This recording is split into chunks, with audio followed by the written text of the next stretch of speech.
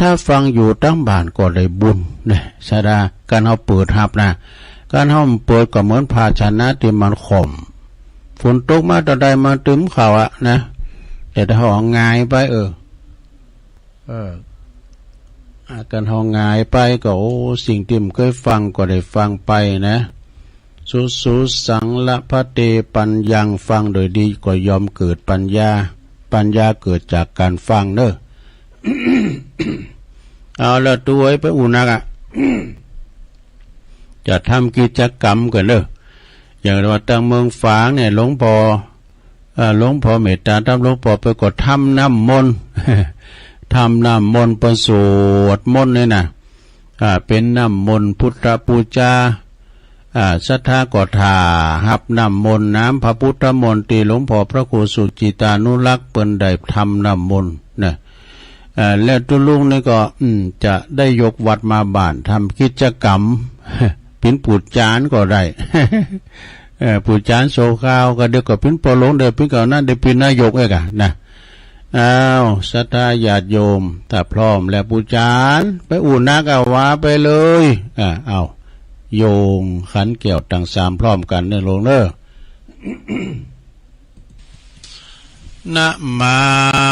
เมพุทธังคุณาสากัลลันตังนะมาเมธัมมังมุนิลาจเตสิตังนะมาเมสังฆังมุนิลาจาสาวกังอาจายโยโนปันเตอาชากมายาธาปะเลยาธามุลาเหยาธาอากุสเล เยมะยังพุทธธรรมสังฆาเตสุลตาเนจติเตวะปัจจุปันเนวะ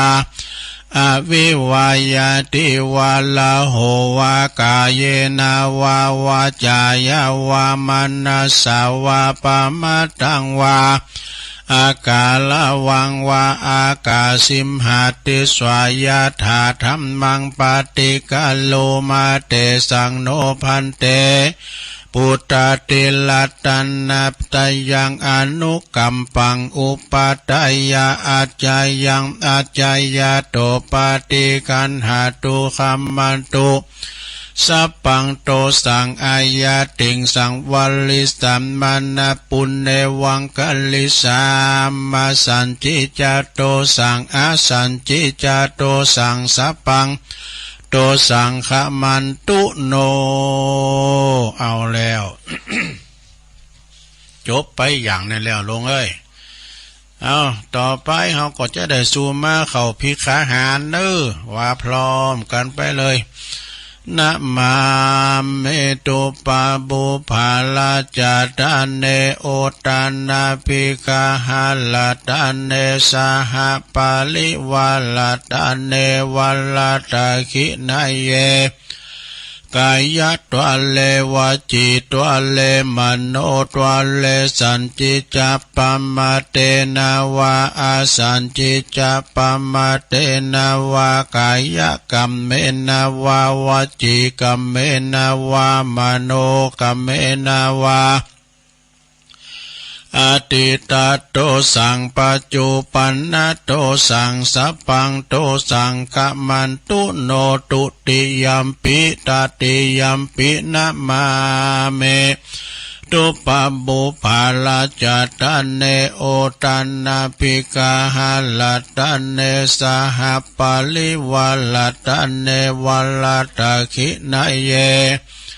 กายะตัวเลวจิตัวเลมโนตัวเลสันจิจาปัมมาเตนาวาอสันจิจาปัมมาเตนาวากายะกัมเมนาวา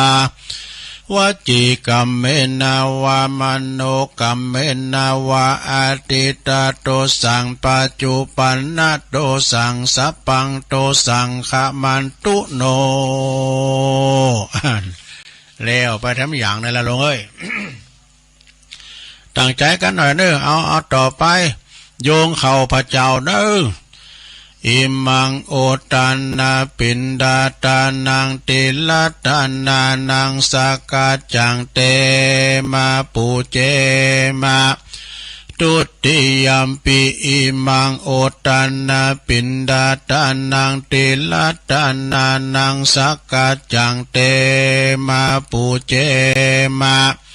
ตติยัมปิอิมังโอตันนาปินดาตานังติลัตตานานังสักกัจจังเตมาปูเจมาติกาลตังเหตายาสุขายายาวานิปานายาสังวาตันตุโนเอาแล้ว จบไปแถมอย่างหนึ่งแล้วลงปูลามนะครับเราตังลุมขมได้ยินไหนนะสาขาเขาตังหลายต่อไปก็โยงเข้าบาทแล้วปลามอื่นไปแล้วเนาะ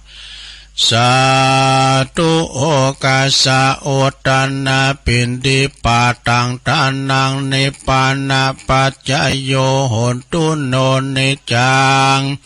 โอตันนาปินดิปาตังทานังนิปานาปัจจโยโหตุโนนิจังโอตันนาปินดิปาตังทานังนิปานาปัจจโยโหตุโนนิจังเอาแล้วสัทธาญาติโยมทั้งหลายกรรมต่างๆก็มีเปงเต้าอี้ต่อนนี้ไปเฮาลุกไปไหนปู่จานก็ลุกไปต่างแถวเน้อจะใส่บาตรกันแล้ว ไปต่างแถวปุ่นโฮงหลงคูบาปุ่นนะพอใจเตวบุตรอยู่แถวหน้าแม่ยิงเตวดาอยู่แถวหลังนะแล้วก็ปากันถอดแคบถอดเกือไปนึไปมีหมูก็ถอดกุ๊บไปชุบแคบก็ถอดรองเท้า เอาภาชนะข่าวรุ่นบาทขายโยมไม่แน่มดเกี่ยวค้ำม้ามจูข้าหลอนหมุนในสูไปไหนหูยเป็นนางกลุ่มงุ่มก็ย่าเนาะเป็นมาโคตรไล่โคตรลาวโคตรไล่กันเนาะปากันโซหักกะละมังทางเปี้ยช่วยกันอ้าวแล้วปู่ล้ำเอาสวยไปหนิมนตุลุงทาเขาลุงมา ตุลุงทาเอาละเนอตอนนี้ต่างอกต่างใจเนอลงเนอหูยวันนี้คุณมาหนักมาหลายตึงใจตึงยิงเนาะเอาวันนี้เปิ่นตุดกันมาหลายปีวันนี้คุณหลายหอเขาสาวินี่คุณหลายด้วยท่านสจ.ก็มาท่านนายกก็มารองนายกปอหลวงชมรมกำนันผู้ใหญ่บ้านพออ้อเบอร์ก็มาเนี่ยปอหน่อยปอนั้นปอจานละวัดไผ่มขาสะคูนอยู่กันระยะห่างหน่อยดู เอากะละมังทางเป้พร้อมแล้วเนาะโยงเข่าติดโรติดเก่าเนาะลำเปิงว่าข้าวของข้าพระเจ้าขาวดังดอกบัวยกขึ้นเหนือหัวถวายแด่พระสงฆ์จิตใจจำนงตรงต่อพระนิพพานขอให้ถึงเมืองแก้วขอให้แคล้วบ่วงมารขอให้ทานศาสนาพระศรีอานในอนาคตการโน้นเทินสาธุเอาละเนอตอนนี้ตัวลุงทาเขาเตียวแล้วเนอเดินแล้วนะศรัทธาทั้งหลายเปิดความเป็นการเคารพต่อครูบาอาจารย์ที่เดินด้วยเท้าเปล่าถอดแคปไปเนอสุขโห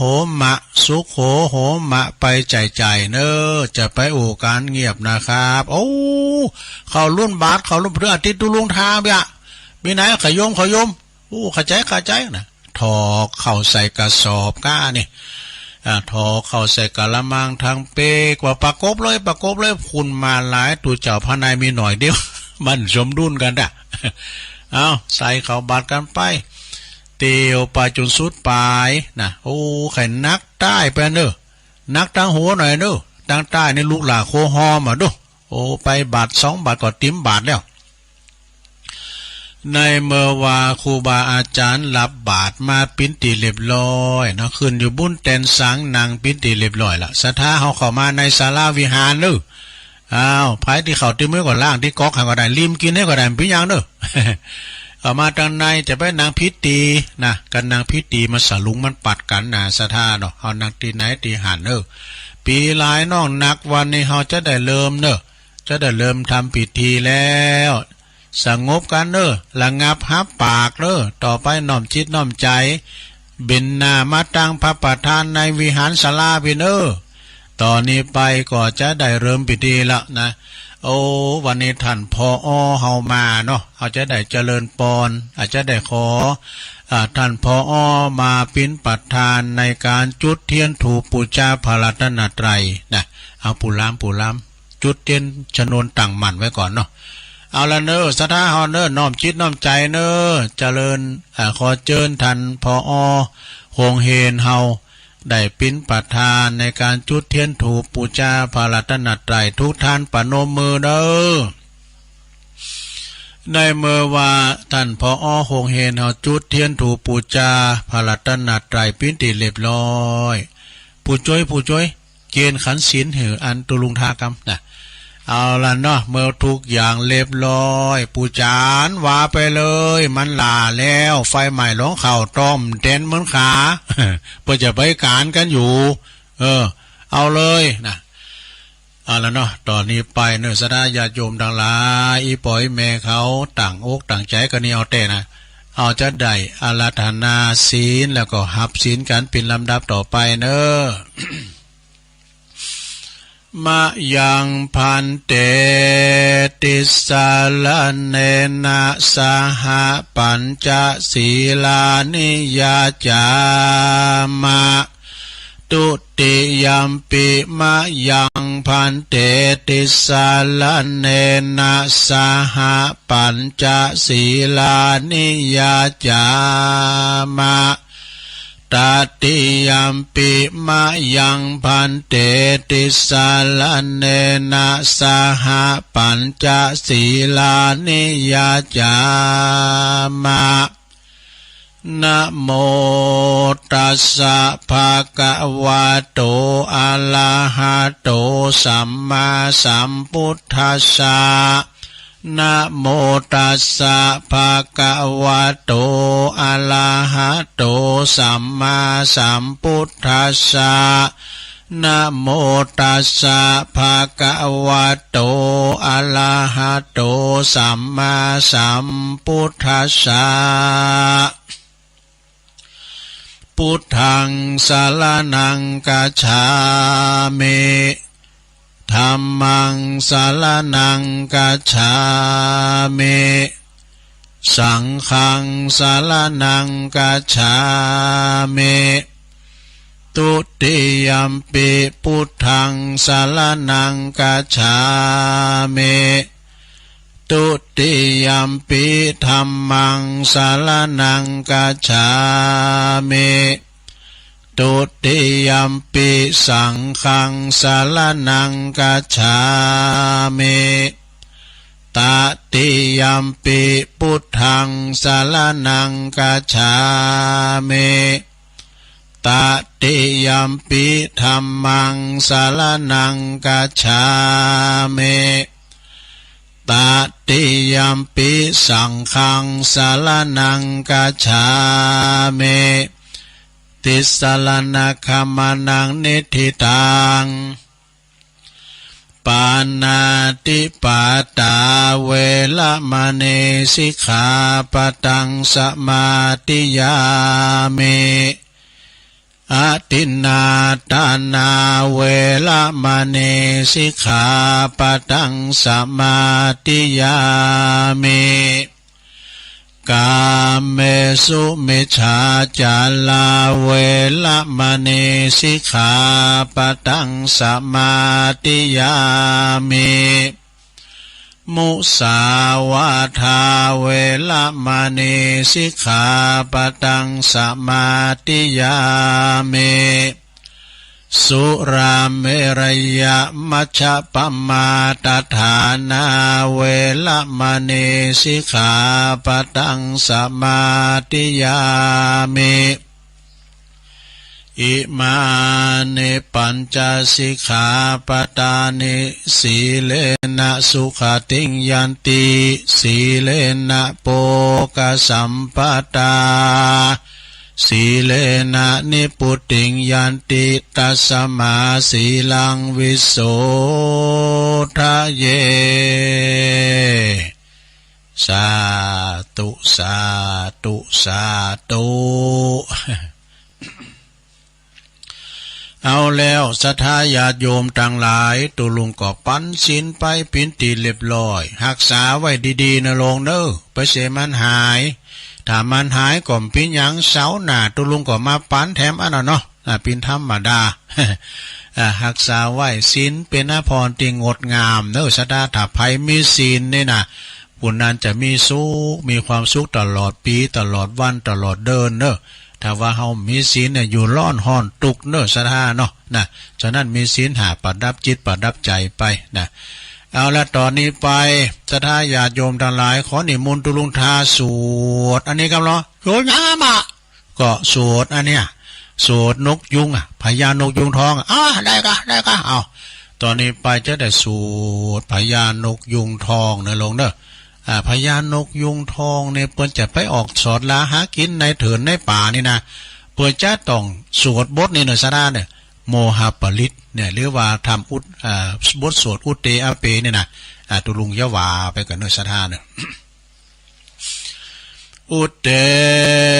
ตายัญจักขุมาเอกาลาชาหาลิสวันโนปาทาวิปาภาโสตังนามัสสามิหาลิสวันนังปาทาวิปาภาสังตยัสสกุตตาวิหาเลมุทิวสังเยพระมัณนาเวตากุสัพพะธัมเมเตเมนะโมเตจามังปะลายันตุนามาตุพุทธานังนามาตุโพธิยานะโมวิมุตตานังนะโมวิมุตติยาอิมังโสปาริตังกัตวาโมโลจาลติเอสนาอเปตยัญจักขุมาเอกาลาชาหาลิสวันโนปัทวิปาภาโสตังนามัสสามิหาลิสวันนังปัทวิปาภาสังตยัสสกุตตาวิหาเลมุลติงเยพระมัณนาเวตากุสัพพะธัมเมเตเมนะโมเตจามังปะลายันตุนามาตุพุทธานังนามาตุโพธิยานะโมวิมุตตานังนะโมวิมุตติยาอิมังโสปาริตังกัตวาโมโลวาสัมมากัปปะยิติโมลปาลิตังเอาแล้วสวดโมหปาลิตพญานกยุงทองจบลงไปศรัทธาญาติโยมทั้งหลายนะไปตีในตั้งใดก็ตามวันนี้ตลอดทั้งวันไปเนื้อไปไต่ขึ้นไต่ลองเนื้อจะได้ก็ตามของเดินทางเขี้ยวคาดปลอดภัยนะบ่มีอุปสรรคอันใดจะรอดถึงจะไปติดต่อประสานงานต่างๆขอมีผลสำเร็จเนอะนะเดินทางเขี้ยวคาดปลอดภัยตอนนี้ไปจะไหวกุลโลมเนอะลงเนอะไหวกุลโลมน่ะกุลอย่างต่างๆมันมีกุลหมดอ่ะนะเขามีกุลน้ำมีกุลแดดมีกุลฝุ่นมีกุลกูอย่างนะฉะนั้นเดี๋ยวว่าพร้อมกันไปเลยเนอะสาธุสาธุสาธุข้าขอยกมือ10 นิ้วขึ้นตั้งวางกิ้วไก่เก่าเกศาผู้ข้าต่างหลายก็ขอนำมาสาการคุณพระปิตามี21คุณพระมันดามี12คุณพระแม่โพธิ์ศพมี39คุณพระพุทธเจ้า56คุณพระธรรมเจ้า38คุณพระสังฆเจ้า14คุณพระอาจารย์คุณอาจารย์10คุณกรรมฐาน8คุณไฟมี6คุณลมมี7คุณแม่พรลณีมี21คุณพระคงคามี12คุณอัคระ33กุลศีล5มี11กุลศีล8มี12กุลอัคคาละ33กุลศีล5กุลศีล8มี12กุลศีล10มี21กุลจตุปาริสุทธศีลมี27กุลอัคคากุลอรหันตาคือมรรค4ผลศีลนิพพาน1รวมเป็น9กุลอาสาสาวาปัสสาสานิสาวาสาอาสากุลพระวิหาร84,000 หลังกุลพระมหาเจดีย์เจ้า มี84,000ดวงภูคาต่างหลายก็ขออาราธนาคุณตาต่างหลายเหล่านี้จงได้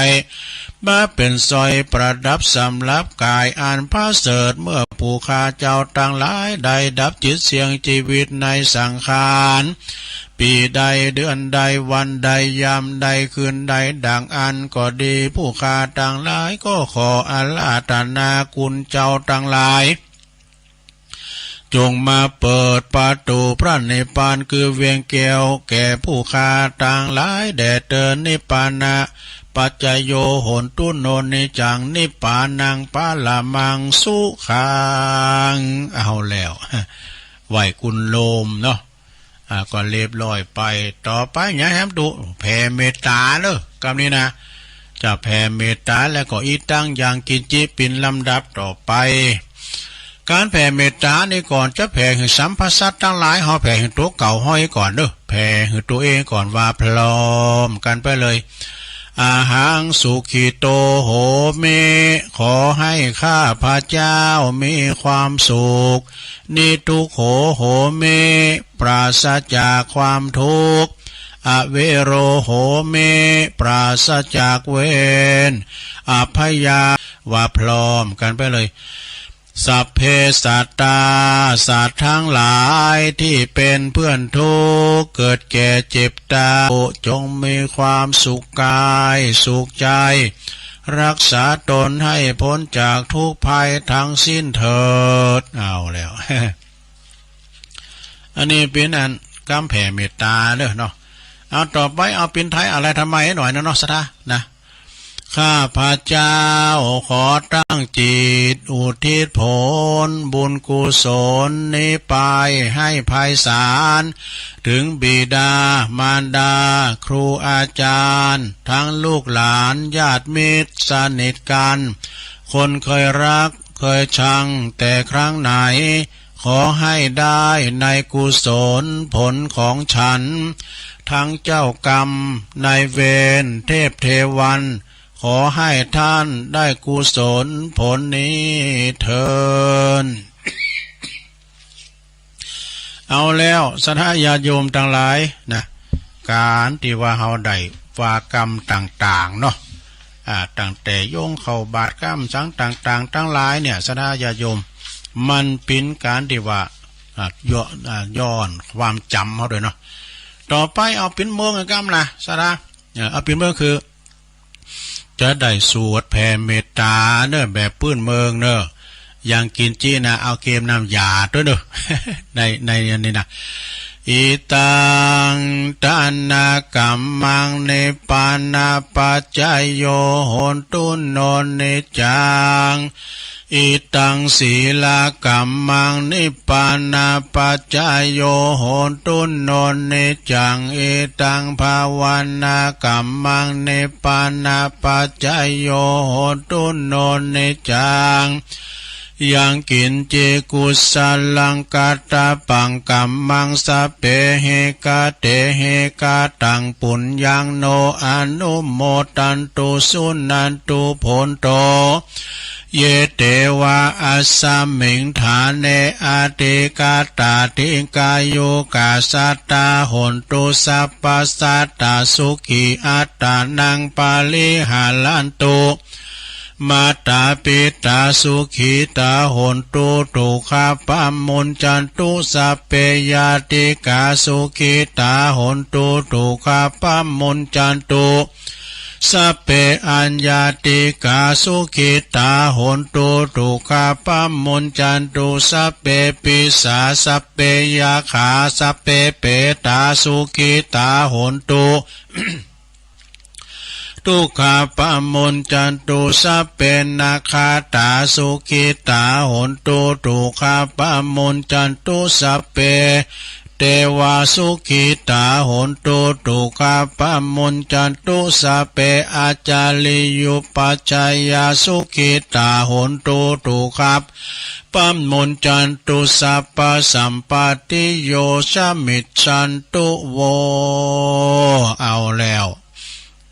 ว่าตัวเต้นเนี่ยหลงไข่โวยไปอ่ะปู่จ๋าหน่อยไม่ว่าโวยอ่ะ ต่อไปเฮาจะได้วันตาพระเจ้าหลวงโคงแก้วอารามถึงไม้สาลีมหาโพธิทิงบ่ล่ะนุ วันตาเมพุทธังสัพพเมโตสังฆัมมะธัมเมพันเตวันตามิธัมมังสัพพเมโตสังฆัมมะธัมเมพันเตวันตามิสังฆังสัพพังเมโตสังฆัมมะธัมเมพันเตวันตามิกาลูอุปจา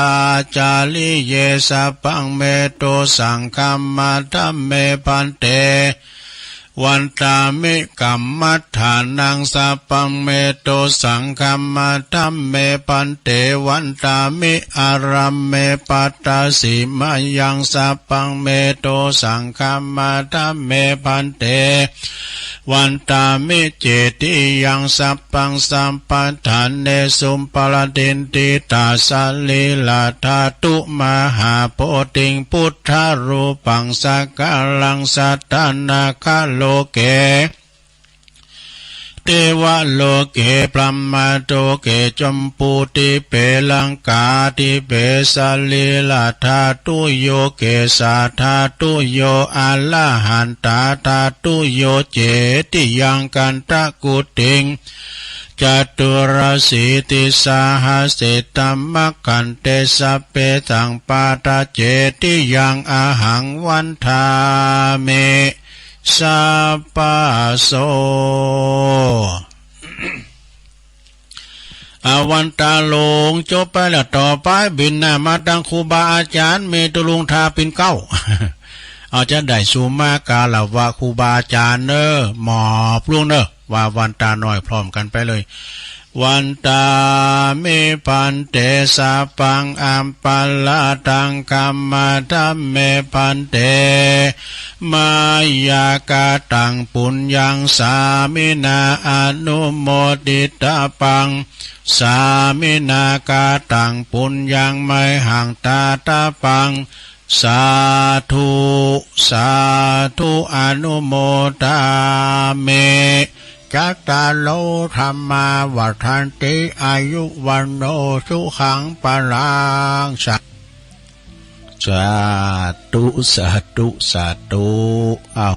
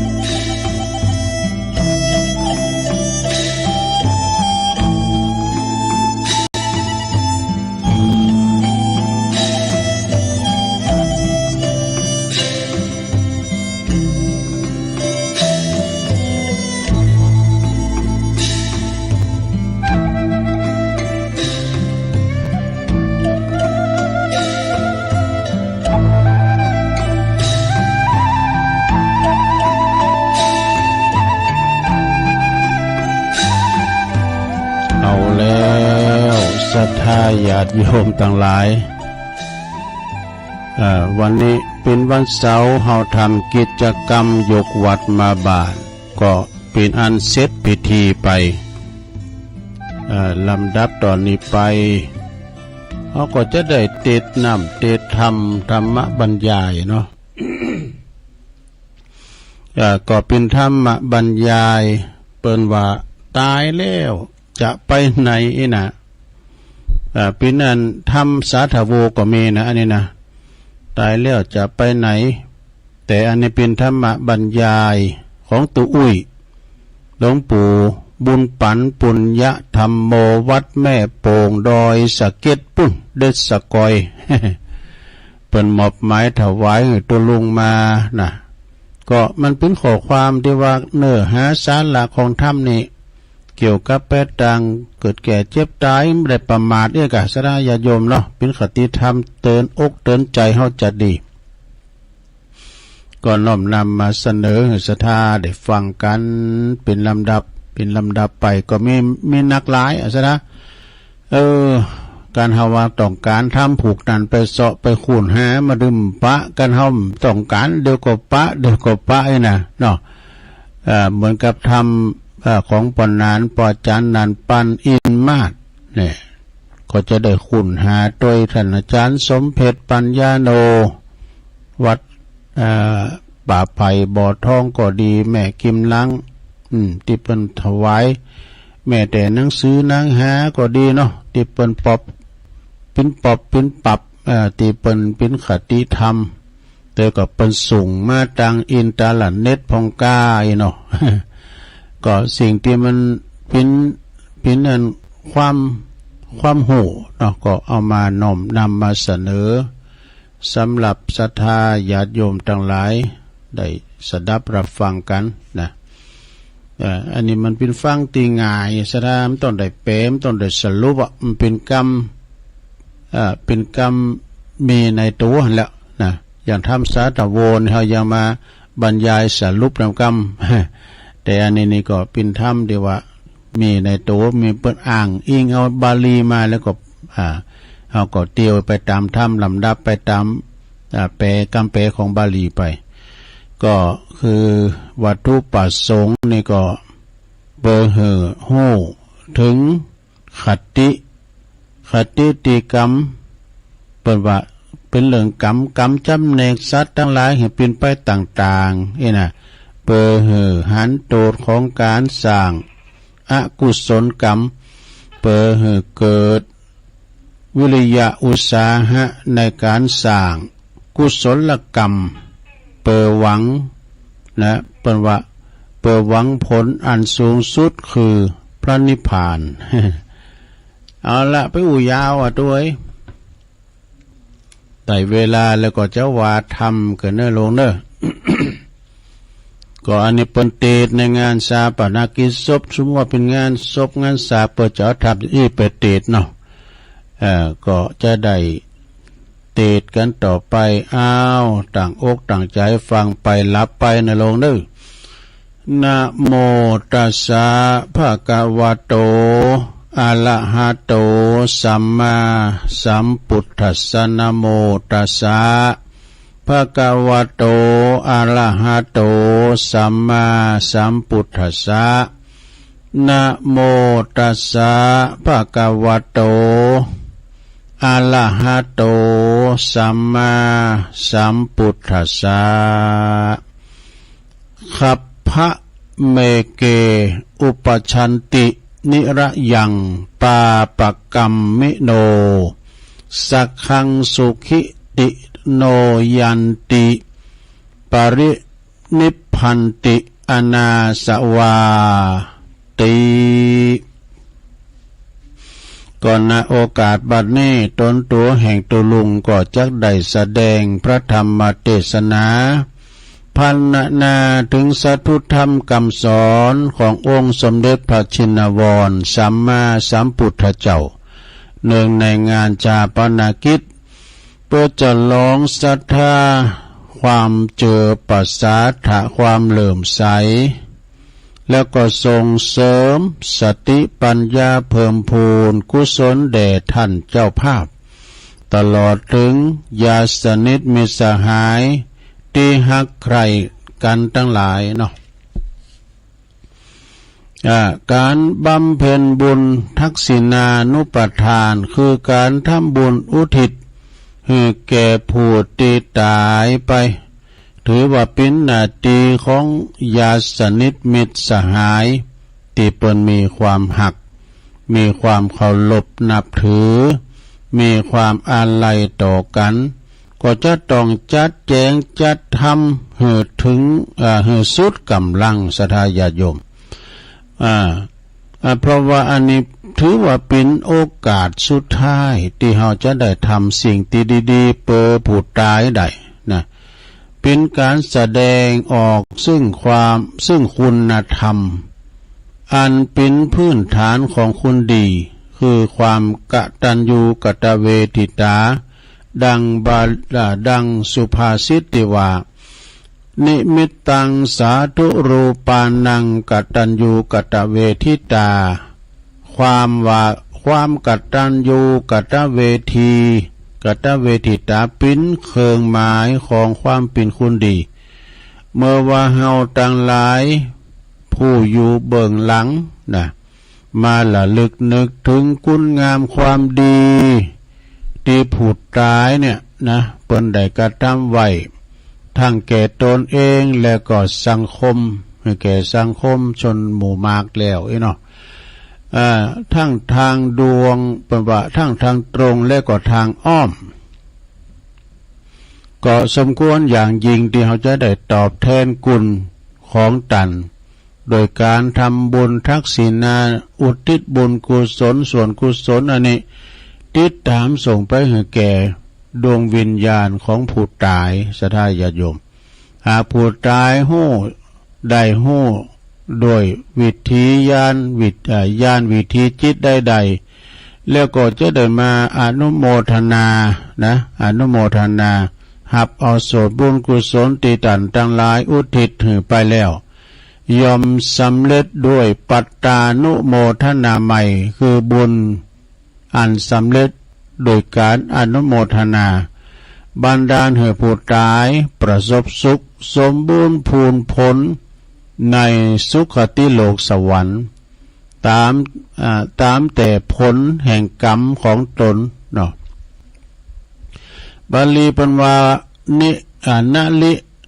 นะหิลุนนางวาโสโกวายาวันยาปริเทวนาการร้องไห้เสน้ำตานะความโศกเศร้าความล่ำไรลำพันต่างๆก็บ้าอาจอยเหลือบ้าจอยยังแก่ผู้ตายได้เน้อมีเพียงการตั้งอกตั้งใจทำบุญบำเพ็ญกุศลแล้วอุทิศไปให้เท่านั้นนะจึงจะสำเร็จประโยชน์แก่ผู้ตาย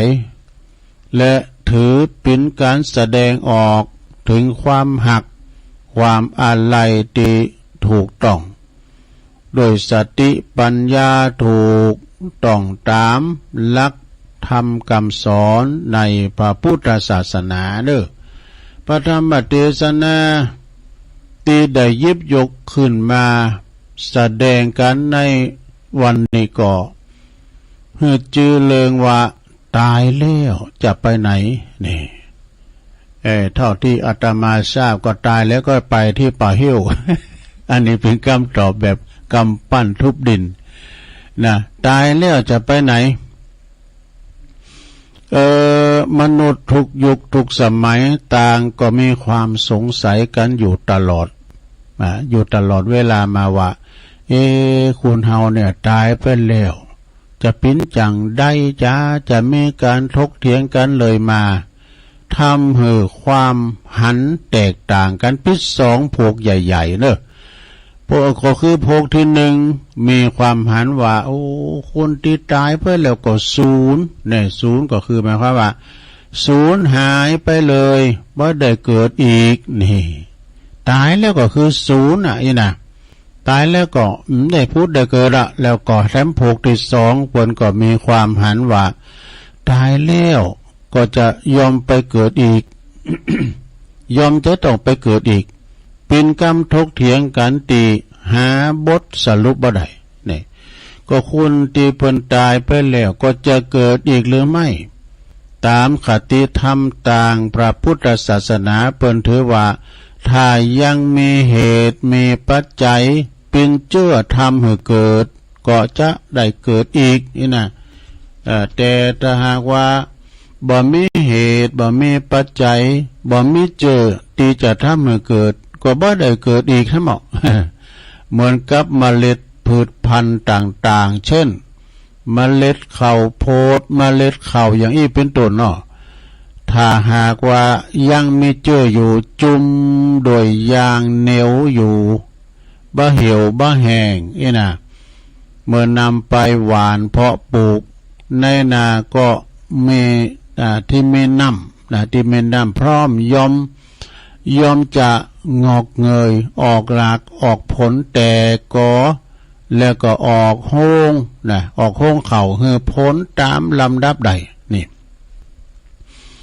คุณเฮาก็เชกเช่นเดียวกันบ่เปิ้นว่านะในธรรมว่าคุณเฮาก็เหมือนกันนะหากมีเหตุมีปัจจัยมีเจอตีทำให้เกิดยอมเกิดมาอีกเจอในที่นี้ก็คือตัณหาคือความอยากนี่แบ่งเป็น3ธรรมะลงตัณหานี่แบ่งเป็น3คือกามตัณหาความพอใจรักใคร่ในกามภาวะตัณหาความอยากเป็นโน่นเป็นนี่นี่และวิภาวะตัณหาความอยากเป็นโน่นเป็นนี่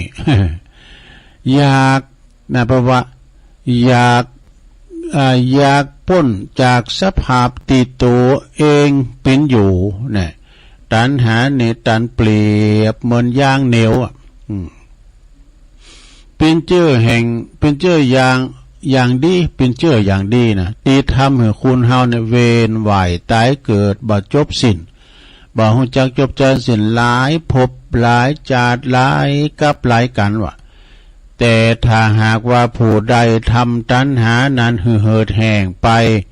จากจิตสันดานแล้วผู้นั้นก็บ่ต้องเวียนว่ายตายเกิดอีกเป็นผู้ที่ฝังนะเป็นผู้ที่ถึงฝั่งคือนิพพานมีองค์สมเด็จพระผู้มีพระภาคเจ้าและพุทธสาวกต่างหลายเป็นตัวอย่างเนอะนะมีตัวอย่างแล้วลูกส่วนที่เฮาส่วนผู้ที่ยังมีกิเลสตัณหาอยู่ยอมที่จะได้เกิดมาอย่างแน่นอนแต่จะเกิดมาเป็นอย่างนั้นก็สุดแท้แต่บุญกรรมที่ตนได้สั่งสมไว้แล้วนะหากทำมันถ้าว่าทำดีเอาไว้หนักนะก็ยอมจักได้มาเกิดในคติที่ดีมีโลกมนุษย์มีโลกสวรรค์อย่างนี้เป็นต้นแต่ถ้าหากว่าทำชั่วก่อบาปอกุศลเอาไว้หนักลำไปก็ยอมจักได้ไปเกิดในคติที่เลวมีนรกเปรตอสุรกายสัตตลิสารอย่างอี้เป็นต้นดังพุทธภาษิตที่องค์สมเด็จพระผู้มีพระภาคเจ้าเพิ่นได้ตรัสไว้ว่าขัพพะเมเกอุปชันติอย่างอี้เป็นต้นซึ่งมีใจความว่าสัตว์ที่ตายไปแล้วบางโภคยอมไปเกิดในคันคือเป็นมนุษย์เป็นคุณเท่านี้นะพวกตีก่อกรรมทำชั่วยอมได้ไปเกิดในนรกพวกตีทำความดีเอาไว้ยอมเข้าถึงสุขติโลกสวรรค์นี่ผู้ตีหมดกิเลสอาสวะแล้วยอมถึงนิพพานดังนี้ตามพุทธภาษิตนะเป็นว่าตามพุทธศาสนสุภาษิตนี่ยอมแบ่งคติของบุคคลผู้ตายหรือว่าผู้ที่จะไปสู่โลกเบื้องหน้าเป็น4จำพวกทำแล้วหลงมี4จำพวกอย่างเฮปลัมคือผู้ที่จะไปเกิดในคันพวกหนึ่งนะผู้ที่จะไปเกิดในนรกอบายภูมิพวกหนึ่งผู้ที่จะไปเกิดในสวรรค์พวกหนึ่งและผู้ที่หมดกิเลสอาสวะยอมไปถึงนิพพานพวกหนึ่งนะซึ่งก็จะขออธิบายตามลำดับไปดังต่อไปนี้เนอะพวกที่หนึ่งนี่ก็ได้แก่ผู้ที่ตายไปแล้วนี่จะได้กลับมาเกิดเป็นมนุษย์อีกเพราะเหตุใดมีอันยังเป็นเหตุนี่ตอบได้ว่าเพราะผู้นั้นได้ประพฤติปฏิบัติเนอะได้ประพฤติยังก็ประพฤติตามธรรมที่ธรรมคือเป็นมนุษย์เรียกว่ามนุษยธรรม5ประการทำแล้วโลกเนี่ยคือ1มีเมตตา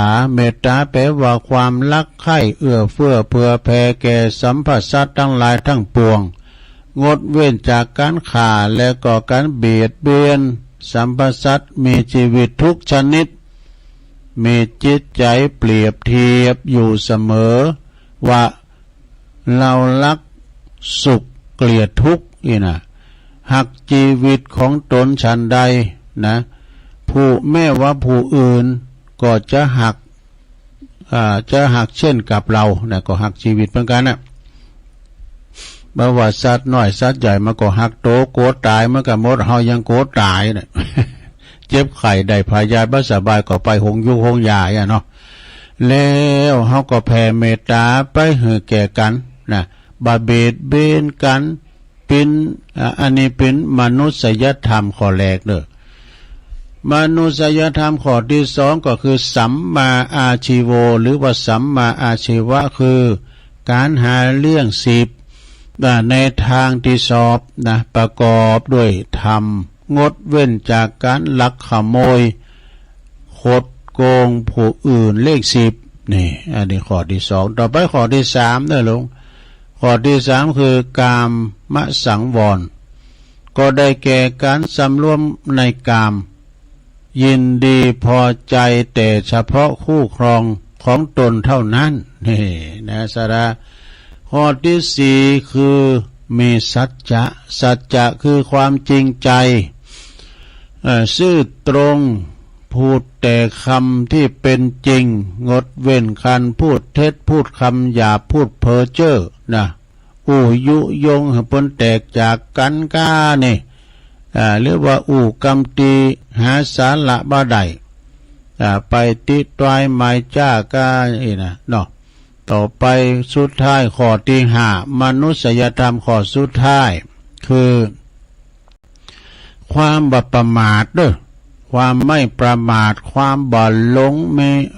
งลืมสติเผลอพลั้งเผลอนะหลงไหลไปในทางของอบายมุขต่างๆอันมีสุราเป็นเก้ายาเสพติดการพนันอย่างอีเป็นต้นเนอะนะบ่เข้าหาบ่ได้ไปแวะไปหามันมนุษยธรรมนี่เลขอีกอย่างหนึ่งที่เฮาฮู้จักกันดีก็คือศีลห้านั่นเองสนะญาติโยมนะผู้ที่ปฏิบัติตามดำรงอยู่ในหลักมนุษยธรรมอย่างเคร่งครัดแล้วก็หากปรารถนาความเป็นมนุษย์แล้วตั้งจิตอธิษฐานให้เกิดมาเป็นมนุษย์ก็ยอมได้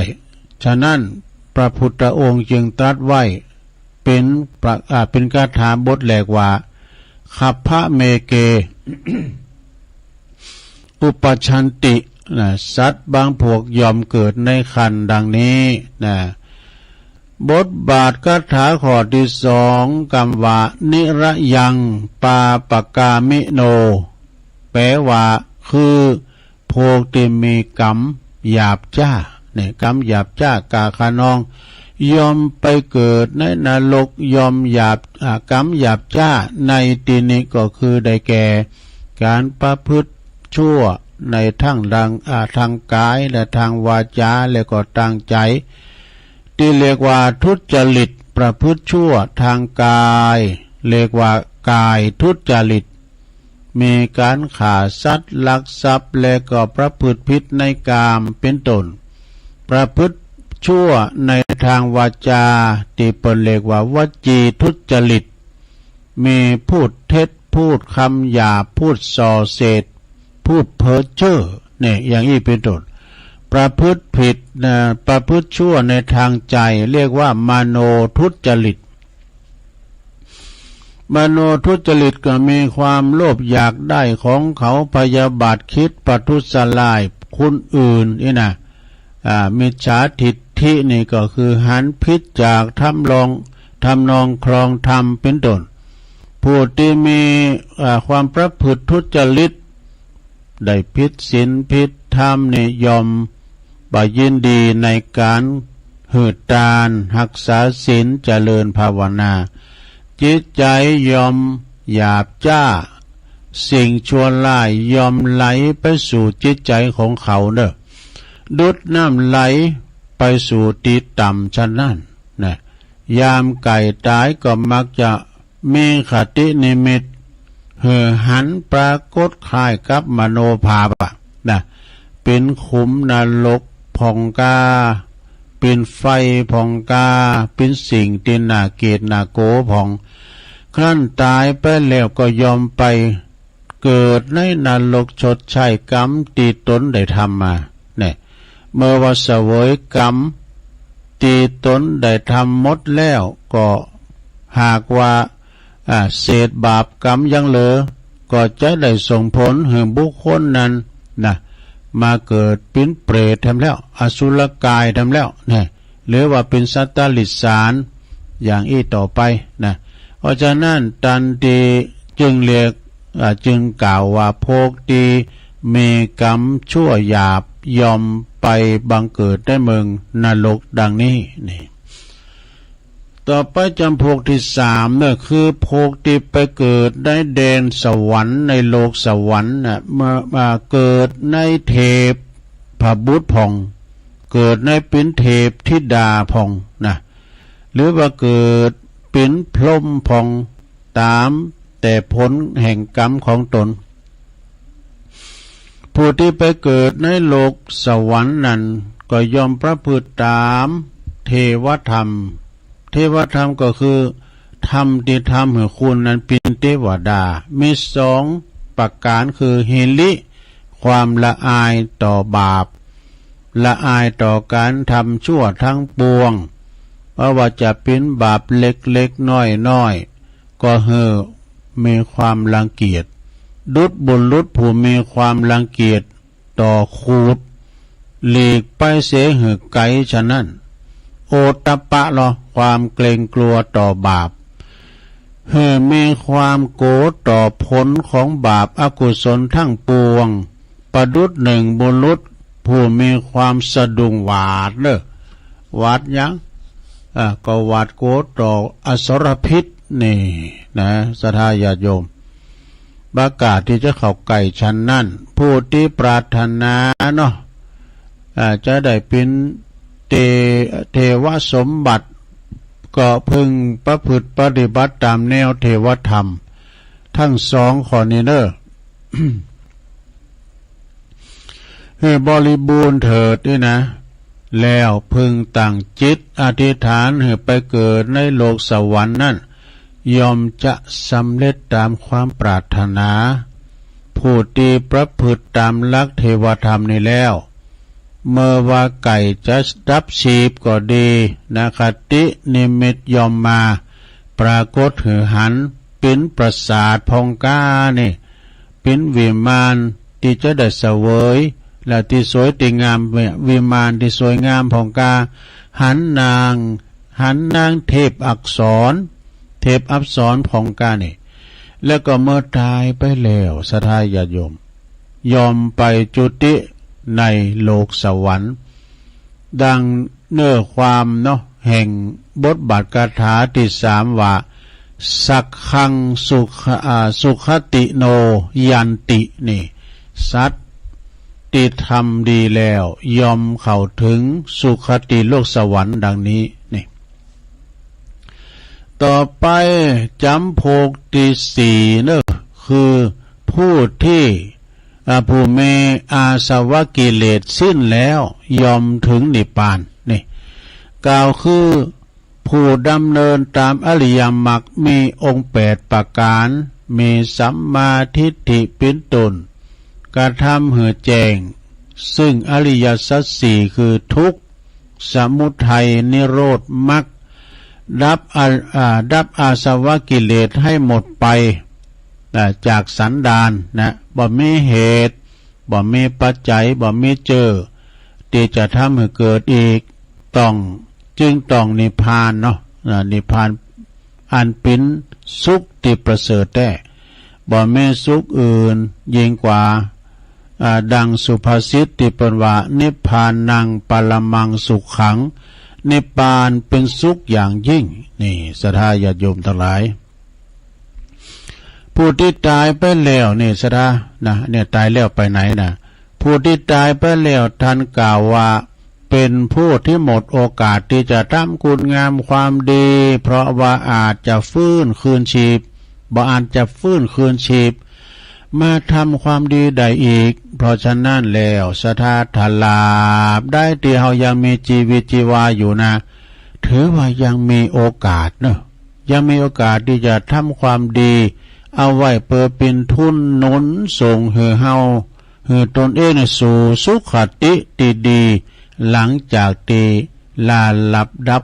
ขันไปแล้วเนาะเป้าหมายสูงสุดของชีวิตของทางพระพุทธศาสนาก็คือ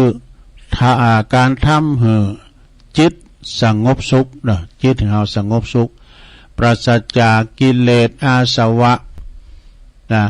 บ่ได้เวียนว่ายตายเกิดหลุดพ้นจากวัฏสงสารแม้ในชาตินี้เฮาบ่สามารถที่จะบรรลุธรรมสูงสุดได้แล้วแต่การทำความดีเอาไว้เลยยอมเป็นการสั่งสมบารมีสั่งสมบารมีไว้เป็นทุนเพื่อบรรลุผลอันวิเศษนั่นในการข้างหน้านี่ก็ทำไปแล้วก็ในขณะที่เว้นว่ายแต่เกิดอยู่ผลดีอันนั้นก็ยอมมันจะส่งผลให้พบแต่สิ่งดีๆเนอะมีขัตติดีสุขสบายน่าปรารถนาประสบแต่ความสุขวัฒนถาวรสถาพรต่อไปนะอิมินาสกาเลนะใจอิมินากัตตปุญเยนะนะด้วยบุญด้วยอานุภาพแห่งบุญกุศลที่เจ้าภาพเนาะเจ้าภาพพร้อมโดยญาติมิตรสหายลูกหลานตันเจ้าสาธุชนคนดีทั้งหลายได้รวมกันบำเพ็ญกันแล้วในวันนี้จงสำเร็จเป็นพลวะปัจจัยตามเกิดหนุนส่งเสริมให้ผู้ตายประสบแต่สิ่งดีๆมีความสมบูรณ์พูนผลปราศจากทุกโศกโรคภัยใดๆในสัมปรายภพนะสมดังที่ตุลุงได้แสดงพระธรรมเทศนามาก็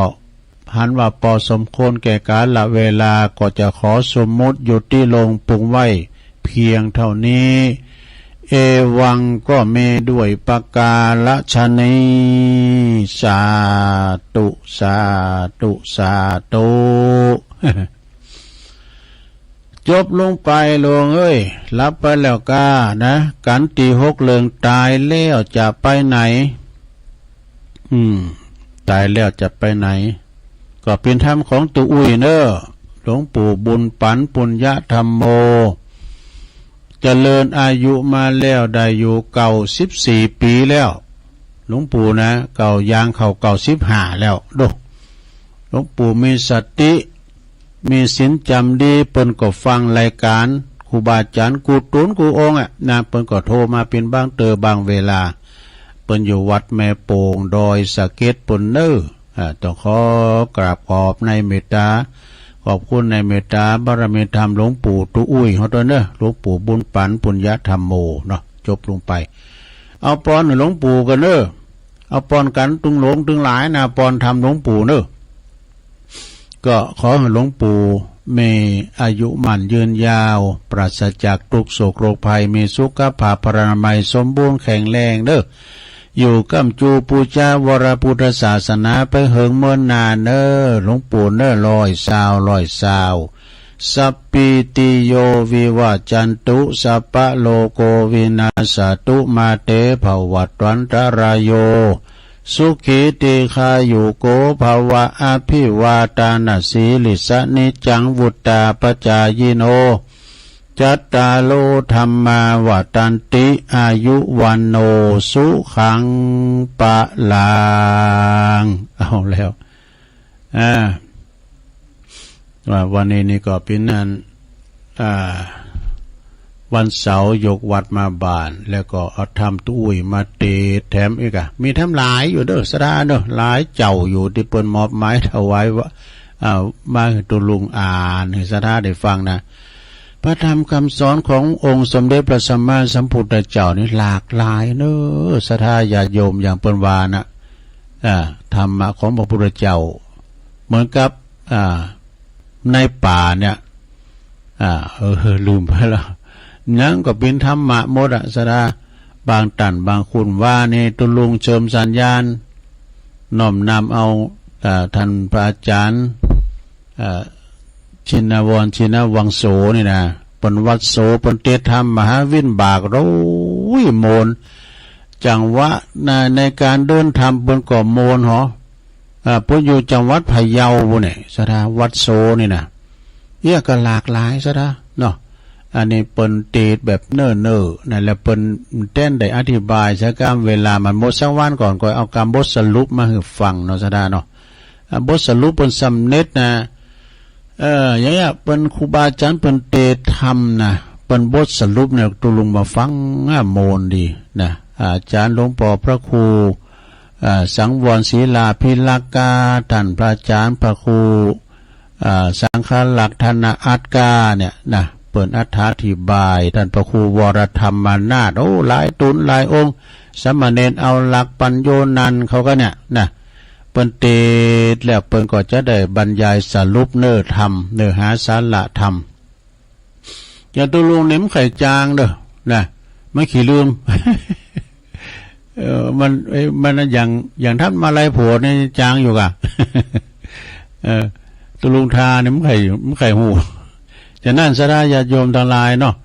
นำธรรมคำสอนขององค์บวรสัมมาสัมพุทธเจ้าเฮาจะเอาทำอะไรไปตานเฮ้ยปล่อยแม่จ้าไอ้เนาปล่อยแม่บรรตายไปแล้วตามครูบาอาจารย์ก็จะต้านให้ปล่อยแม่ก็ทำนี่ป้านาสูตรนากามหาโมลานี่ป้านางนางอีอย่างล้อมหานเพิ่นก็มีโดนเนาะ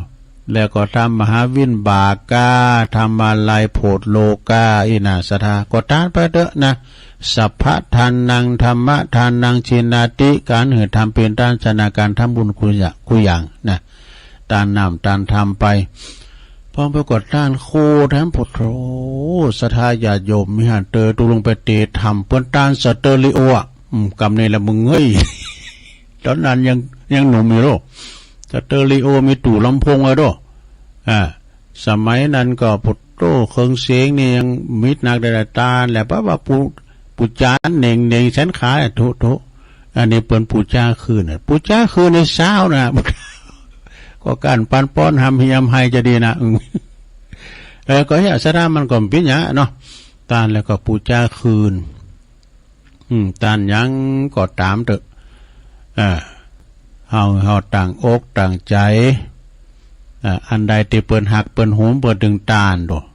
เปิ้นเนี่ยว่ามันจังเอารถเครื่องเนี่ยขี่ไปโซนเปิ้นก็เอามาแอบไว้ที่ภาษาทเนี่ยซะนะบทที่บทจะขยับขยืนเคลื่อนย้ายภาษาไปสู่ปัจจ้าเอาไปเอาสตาร์ไปปูจ้าคุณรถเครื่องมาก่อนกูเปิ้นเอาไปแตกเจ้าเม็กซิโกนะตุลุงเคยอู่เนาะเจ้าเม็กซิโกเศรษฐีเม็กซิโกเนี่ยเปิ้นตายสดาญาโยมปรากฏว่าเปิ้นเอาไมโครขุดเปิ้นฝังเนาะเปิ้นมีรถเบนซ์ฟังถึงรถเบนซ์ฟังถึงงานศพนะสดาโอ้อันนี้นะแล้วมีทำกรรมหนึ่งอันนั้นเป็นรถเครื่องเลยฟังอันนี้ในคลิปนะตุลุงก็ไปหันมันนั่นก็ถ้าหักรถเครื่องก็เอาไปโซนกับมนเนาะประกอบไปฟังถึงรถเครื่องถึงศพนะแล้วสตาร์ทรถเครื่องมาหันวะ แล้วก็ฟังว่าอันนี้ก็มีความหันไปแทนแบบหนึ่งเนาะก็ยังเฮาทั้งหลายเนี่ยก็ก็คือว่าเฮาตานนำตานทำได้ดีละสัพพะทานังธรรมะทานังชินติเนาะสัทธาญาโยมเดี๋ยวกันนะตุลุงก็ลืมไปจะได้ประกาศข่าวสารงานบุญเนาะเปิดมือถือกันเนอะลายก็หายหมดเลยสตาร์ภายไม่ลายเตียงในหน้าจอสตาร์ก็ตักมาตรงนะตักกระตูดมาก็ได้มาถึงโผ3 เตือนละนะลายมันหายนะครูบาอาจารย์ที่เปิ้นทักมาก็หายหมดอะนะลายตุลุงมันหายเนอะก็ตักมาทำไมก็จะไปลืมเนอะสตาร์ วันนี้ก็เป็นวันห่างวันดาเป็นวันเสาร์วันนี้ก็แฮปปี้เบิร์ธเดย์วันเกิดของปอครูโอนปอครูโอนอยู่บ้านเป่าแม่แตงปุ่นนะก็แสดงมุทิตาจิตอาจารย์มหาวิษณุจารุธรรมโมปุญญาฟ้อนไปกำไปการลายการหลุด แล้วก็วันนี้ก็ศรัทธาญาติโยมเนาะครูบาอาจารย์ก็ดีไผวางก็ไปเน้อตีโขงแก้วอารามทั้ง3วัดปากตั้งเจริญวันนี้ก็เป็นวันห่างวันดาคณะสงฆ์หลายตำบลที่เพิ่นจะไปช่วยกันก็มีหลายว่าก็ไปหลายเด้อเปิ้นเรื่องถวายเพลตัวนะฮะศรัทธาญาติโยมวันนี้ตุลงกินข้าวน้ำจำของง่ายแล้วก็จะไปหยิบไปใจพระเพิ่นไปซอกขี้ข้าวตอนตั้งหน้าบ่ ไปซอกขี้ข้าวตอนตั้งหน้า ก็ไปเพื่อหาอาหารแต่ก็ดีใจแล้วนะความจริงการงานต่างๆก็สำเร็จลุล่วงไปพองละนะเจ้าบ้านเจ้าจองปักตั้งเจริญไปก็ปิ้นกันถึงยิงถึงใจมากันติมวัดติมว่าเนอะก็งานเปิ้นแต่ก็วันพุธก่อนนะสถางานเปิ้นแต่ก็วันพุธก็คือเปิ้นจะได้ถวายการต้อนรับในพระเดชพระคุณท่านเจ้าคุณพระพรหมเสนาบดีอันเป็นเจ้าคณะภาค7กรรมการมหาเถรสมาคมวัดประทุมคงคาราชวรวิหารเปิ้นจะได้เมตตามามอบตราตั้งรองเจ้าคณะอำเภอดอยหล่อก็คือท่านพระครูอภิวัฒนวิกรมบรรยงอภิวัฒโนเนอะซึ่งก็มีหลายนะครูบาอาจารย์ก็จะมากันหนักกันหลายเฮาก็ไปเก็บเนื้อเก็บตัวถวายการต้อนรับพระมหาเถระเนาะช้างเหยียบนาพระมหาเถระเยี่ยมวัดเป็นมงคลอย่างยิ่งเนาะสะดาเปิ้นได้เข้ามาสู่วัดสู่ว่าเนาะโอ้ยจังไขว่าเป็นหน้าบุญกุศลอันยิ่งใหญ่นะศรัทธาญาติโยมก็ต้องไปช่วยกันเนาะไปกินไปทานไปรวมกันเปิดจะมีโฮงทานวันนี้ก็เริ่มแล้วโฮงทานนะซึ่งก็สมควรอย่างยิ่งเนาะที่ท่านพระอาจารย์เปิ้นได้ดำรงตำแหน่งรองเจ้าคณะอำเภอดอยหล่อโตเปิ้นก็อยู่กับหลวงพ่อมาตั้งมาเป็นพาน้อยแล้วเนาะเป็นลูกศิษย์ลูกหาแล้วก็จนได้เป็นตุเจ้านะบ่มีมนทินดังพร้อย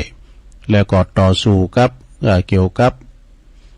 วิทยุมาโดยตลอดเวลาว่าวิทยุก็ไปเสริมสัญญาณตามเมืองฟางก็เวียงป่าเป่าลำปังแม่แจ่มเมืองหลี่นะซะท่าเห็นได้ยินโทรถึงกันครอบคลุมไปหมดนะ8จังหวัดภาคเหนือเนี่ยนะซะท่าก็โดยความสามารถของท่านพระครูอภิวัฒนวิกรมเมื่อว่าเปิ้นเสริมแล้วเปิ้นก็แจกจ่ายแจกจ่ายหยังแจกจ่ายสาธุเจ้าครูบาอาจารย์มาเข้ารายการปิ้นตุนนี่นะได้มาช่วยกันเผยแผ่ธรรมออกจากขืนได้ผลอย่างยิ่งได้เข้าถึงธรรมะเข้าถึงบ้านถึงจ้องนะซะนะเข้าถึงบ้านถึงจ้องท่านผู้ฟังทั้งหลายก็ได้ฟังกันหลากหลายบางตุนก็เป็นไทยพองเนี่ยบางตุนก็เป็นปักไกยองอย่างตุลุงพองเป็นเมืองเอกนะน้อมนำเอาสิ่งที่เป็นมังกรเป็นมงคลบางทีเป็นมีงานบุญใหญ่ก็นี่ในเมตตาธรรมอาจารย์พระครูสมุวิโสวัตวรกิจโจเพิ่นก็ถ่ายทอดนะน้อมนำเอาเครื่องถ่ายทอดเนี่ยไปถ่ายถึงหันถึงภาพตึงเสียงด้วยนะนำทีมโดยตัวเป็นหนุ่มเขาตัวปีตะวันเขาเป็นนั้นถิ่นเขาเนาะสะดาเขาไม่ได้ไปเขาก็พอได้พอที่ไหนพอที่วิทยุวิทยุไปมีเยี่ยมได้พอที่มือถือเนาะสะดาเนาะอันนี้นะก็ไปเนอะ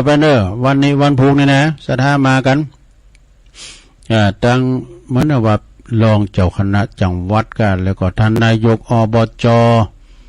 ท่านชมรมกับนั่นผู้ใหญ่บ้านอบตแล้วก็ตั้งท่านในอำเภอเขาเนี่ยเป็นมาหมดซะนะพุกนะที่วัดปากตั้งเจริญบอกเชิญโจรพระจะไปปีนโฮงตาลก็ดีพระจะไปหาปีนเจ้าภาพสังฆทานก็ดี บอกเก่าเป่าล่องกันไปเนอศรัทธาญาติโยมทั้งหลายไปแสดงมุติตาจิตกับอาจารย์พระครูอภิวัฒนวิกรมแล้วก็เลขานุการแถมวันนี้นะโดยเมตตาบารมีธรรมพระเดชพระคุณท่านเจ้าคุณพระพรหมเสนาบดีเจ้าคณะภาค7กรรมการมหาเถรสมาคมพร้อมกับคณะครูบาอาจารย์นะแล้วงานต่อไปนี่ศรัทธาญาติโยมทั้งหลายวันที่4วันนี้เนอะก็งานวันเกิดของปู่ครูอ้วนนะก็ไปลมบรรจบอวยพรปู่ครูเนอะเนาะร้อยสาวแฮปปี้เบิร์ธเดย์72 ปีละนะปู่ครูนี่เปิ่นมีภูมิหูภูมิธรรมไปโอกาสเว้นตานกานี่แล้วก็งานบุญอย่างต่างๆเพราะว่างานเสโซปล่อยหล่อปล่อยลามเพิ่นหูจักครูบาอาจารย์ผู้จักแผวอายุพุ่นน่ะปู่ครูโอนบันเป่านี่นะก็ขอปู่ครูมีสุขภาพพลานามัยสมบูรณ์แข็งแรงเด้อปู่ครูเด้องานต่อไปงานประเพณีส่งน้ำวัดบันเวงเด้อตำบลวังผางก่อ14-15 พฤษภาเด้อก็ไปรวมทำบุญการปูชานำอบนำหอมกัน14-15ไปประกันที่วัดบ้านเวียงตำบลวังผางเนาะพระครูจิระปุญญโชติ14-15 พฤษภาเหมือนกันเด้อตรงกันพอดีก็จะมีการส่งน้ำพระธาตุจัดเป็นปีแรกเนอะที่วัดโหโขงตำบลสองแควอำเภอดอยหล่อวันที่14นั้นพระเจ้ายกยอฟ้านะยกยอชัดนะก็ขอไปกินไปตานโดยการเนอะที่วัดโหโขงตำบลสองแควนะและวันที่15เหมือนกันเนอะปูนไปหลายท่าบนเนอะอันนี้ก็คือวันที่15 พฤษภาคมจะมีการทำบุญฉลองครบรอบปีครบรอบวัด102 ปีแล้วเนอะที่วัดปุงชัยแล้วก็เปิ้นจะฉลองพระอุปชาโดย อาจารย์ท่านพระครูวิสุทธิธรรมโคสิทธิ์ในเปิ้นเป็นเจ้าคณะตำบลเขต2เนาะเมืองจีเขต2แล้วก็เป็นพระอุปชาโดยนะที่วัดปุงชัยเนอะวัดปุงชัยแล้วก็ทรงน้ำพระธาตุโดยนะวันที่14-15 พฤษภาเนอะนะแล้วทำงานนึงก็ศรัทธาญาติโยมทั้งหลายวันที่14-15เหมือนกันเนอะเชิญรวมทำบุญฉลองอายุวัฒนมงคล65 ปีพรรษา45ในเมตตาบารมีธรรมพระเดชพระท่านพระครูภาวนาโสภิตวินะผู้ช่วยศาสตราจารย์ดร.เจ้าอาวาสวัดบ้านเหล่าพระเจ้าไตรเขียวเนอะตำบลบ้านเลินอำเภอป่าซางวันที่14นั้นก็เวลา9 โมงก็จะได้สืบจัดตาโลงเนอะไปรวมแสดงมุติตาจิตกันแล้วก็วันที่15นี่ก็เป็นวันทรงน้ำพระธาตุประจำปีที่วัดบ้านเหล่าพระเจ้าไตรเขียวเนอะไปกินเป็ดตานกันแล้วก็อันนี้วัดแม่ขานหลังถ้ำก็วันที่18 พฤษภาเนอะ18 พฤษภาเป็นวันเสาร์โดยเปิ้นจะมีการเจริญพระพุทธมนต์เจริญชัยมงคลคาถายกยอฟ้าเอกของอุโบสถเนอะท่านพระอธิการนรินทร์โลจโนเจ้าอาวาสวัดหลังถ้ำเนาะเปิ้นก็ฝากประกาศมาก็ไปกินไปต่างกันเด้อวัดหลังถ้ำงานหนึ่งก็อันนี้นะศรัทธาญาติโยมก็ขอเชิญรวมทำบุญเป็นเจ้าภาพผ้าป่ามหากุศลสมทบทุนในการวางศิลาฤกษ์ก่อสร้างวิหารวัดพรหมมงคลท่าล้อหมู่ที่19ตำบลดอยหล่ออำเภอดอยหล่อเนอะในวันที่19 พฤษภาก็จะมีการทำพิธี8 โมงก็จัดเตรียมสถานที่ตกแต่งดา11 โมงก็ถวายพระทหารเพลแด่พระสงฆ์แล้วก็เวลาเตงนั้นก็จะมีพิธีบวงสรวงเทพาอารักษ์16 ยันฟ้า15 จันดินแบบล้านนาโดยเมตตาบารมีธรรมอาจารย์พระครูสมุวรชัดสุจิตโตอ่านเป็นเจ้าอาวาสวัดปากเหมืองอำเภอสารพีจังหวัดเชียงใหม่เนอะกรรมการคณะฝ่ายสงฆ์ก็หมายมีเมตตาบารมีธรรมพระเดชพระคุณพระภาวนาวัชระปราการอาจารย์พระอาจารย์บารมีเนอะที่ปรึกษาเจ้าคณะภาค4เจ้าอาวาสวัดพระธาตุผาซ่อนแก้วนะผลจะได้มีสมณเมตตามาเป็นประธานด้วยกันแล้วก็เมตตาบารมีธรรมพระเดชพระคุณพระศรีศิลปาจารย์ที่ปรึกษาเจ้าคณะภาค7ผู้ช่วยเจ้าวาดวัดพระธาตุสลีจอมทองวรวิหารเนาะ แล้วก็เมตตาธรรมอาจารย์พระครูสุเมธธรรมเสวีเจ้าคณะตำบลดอยหล่อเขตหนึ่งเนอวัดปากตั้งสามัคคีม่อนฤาษีพระธนชาวรยาโนตุปีวันใหม่เนอรักษาการเจ้าอาวาสวัดมงคลตาหล่อนะอันนี้ก็ไปกินแปะตาลกันเนอแปลว่าโอ้ปีมน้องไตใหญ่ก็มีนะที่วัดพรหมมงคลท่าล้อวันอาทิตย์ที่19ก็จะตรงกันหน่อยนะ ที่ปุ้นตรงกันเตียนวัดพระธาตุมอนจอมพอจะร้องอายุวัฒนมงคลหลวงปู่ หลวงปู่ครูบาดอยด้วยเนาะครูบาดอยก็เป็นวันเกิดของเปิ่น19 พฤษภาเปิ่นจะได้เจริญอายุมา77 ปีสถา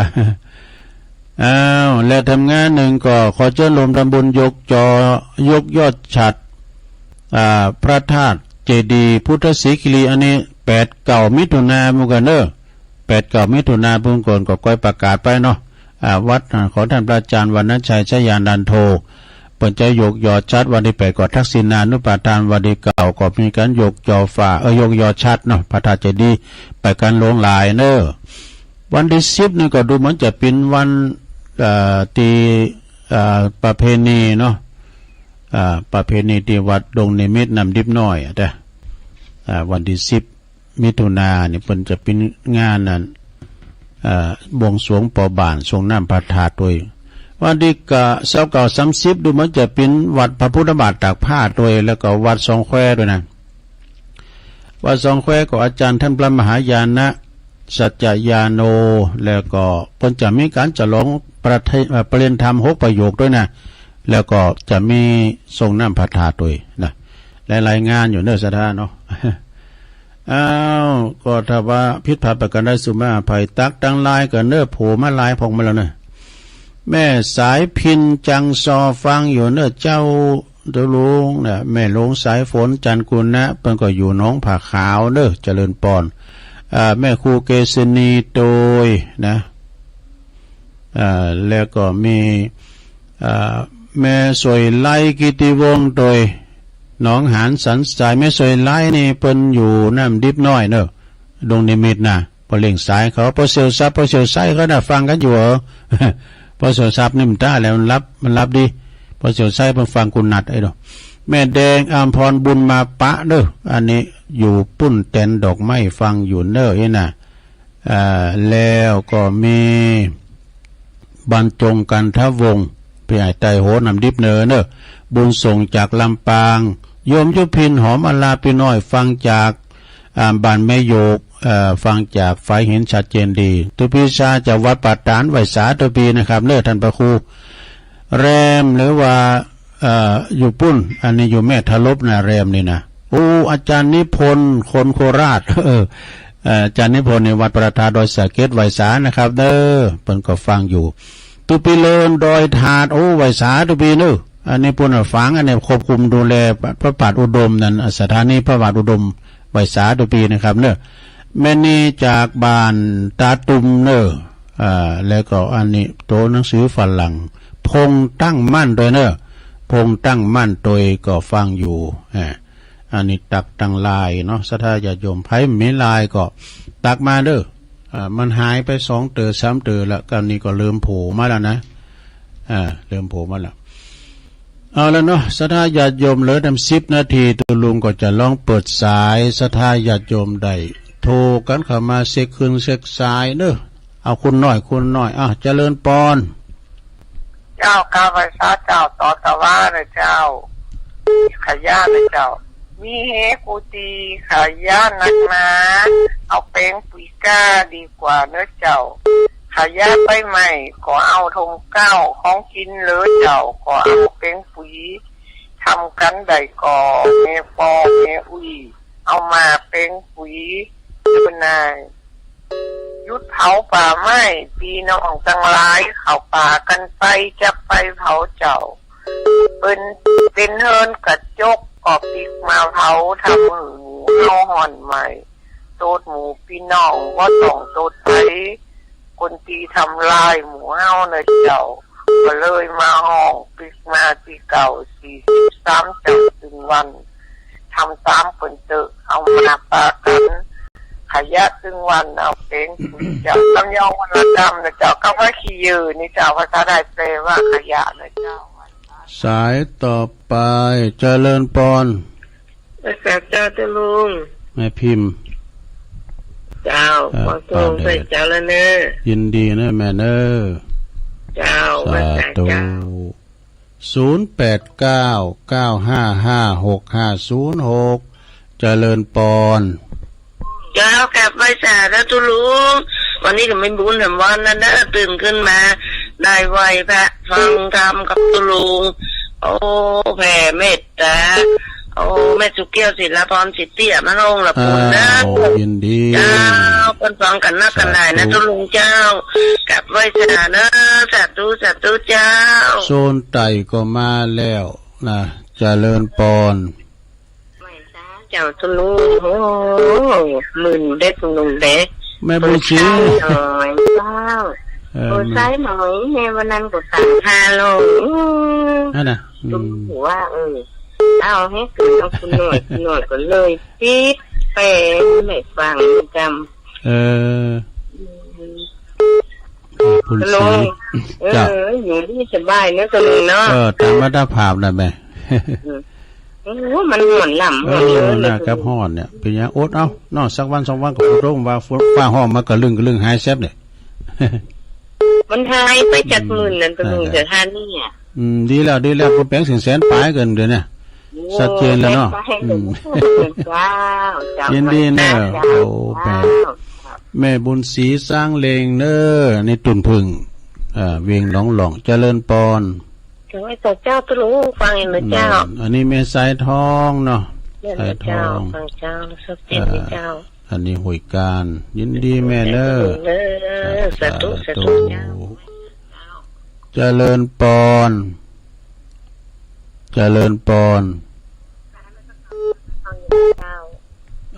นี่ก็แม่สุกแก้วเหมือนกันเนาะฟังอยู่จะได้โทรมาได้แม่สุกแก้วสีโพธารามสลับปีเนาะเจ้าเดี๋ยวยินดีนะแม่เนอะเจ้านมัสการสาธุเจริญเดี๋ยว0899556506เต้นให้แล้วกะออมรุมเอา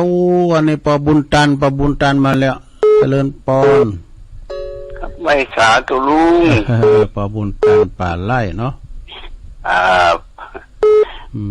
ตุลุงเน่3 ยอดเนาะการงานก็นักตุลุงแต่เริ่มมีมานี่มิถุนาสำนักเด้อเดินหน้าไปทางใดนี่ตุลุงตุลุงว่าจะไปทางใดพูดกับมาพี่กับบักตั้งเจริญไปกะเด้อจริงมากับเดียวมันจะไกลยินดีปอนเด้อสาธุสุดท้ายเจริญปอนเจ้าไว้ใส่เจ้าตุลุงนี่สมัยตั้งอยู่เลยเจ้าโยมแม่พิสมัยเนาะยินดีนะแม่เด้อเจ้า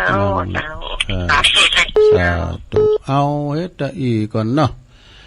สัทธามได้โทนสายอันเด้อก็เดี๋ยวฟังเสียงธรรมจากวัดจันทร์ท่านพระมหานิคมจะได้อู้ต่อจากตุลุงนี้ไปเนาะมีความโชคดีมีใจเนอะเจริญปอนอายุวันโนสุขังปะลัง